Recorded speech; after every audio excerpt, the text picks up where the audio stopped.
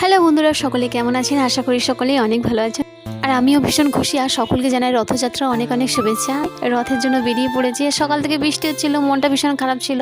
আর যখনই একটু আকাশটা ধরেছে, তাই 3 ভাই বোনে বেরিয়ে পড়েছি, আমি আর একটা পিসির ছেলে আর ভাই। যাই হোক, এখানে আমরা উলুবেড়িয়ে চলে এসেছি। তখন ছিল প্রায় 3:30। রথ একটু দেরি করেই টানা হয়, মানে সন্ধ্যার দিকে। তারপরে আমরা ওখান থেকে সোজা মেলায় চলে এসেছিলাম, মেলায় কিছু কেনার জন্য।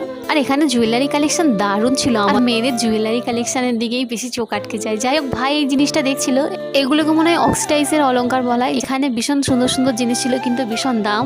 অনেক ঘাটাঘাটি করার পর জিনিস পছন্দ হলো, কিন্তু বাপরে যা দাম, সে সব 200-250 টাকার নিচেই নেই। যাই হোক, ওখান থেকে একটা নোজপিন আর একটা ইয়ারিং নিয়েছিলাম। ভাই এখানে এই জিনিসটা দেখছিল, আর এই জিনিসটার কী নাম আমি নিজেও জানি না। তারপর ওখান থেকে সোজা কালীবাড়িতে এসেছিলাম মায়ের দর্শন করতে। আর রথ টানার অনুষ্ঠান এখন যেহেতু অনেকটাই বাকি, তাই আমরা চলে গিয়েছিলাম গঙ্গার ধারে একটু বসে থাকতে। আর এখানে বসে থাকতে সবারই ভালো লাগে, আর ওয়েদারটা এত সুন্দর, বেশ ভালো লাগছিলো। আর এই দেখো বন্ধুরা, মেলা থেকে আমি এই জিনিসগুলো নিয়েছি। কেমন হয়েছে কমেন্ট করে অবশ্যই জানিয়ে।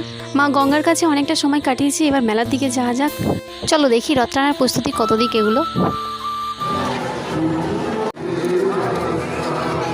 আর একটু পরেই হয়তো রথ টানা শুরু হয়ে যাবে। আর এখানে সমস্ত রকমের নৃত্যশিল্পীরা চলে এসছে।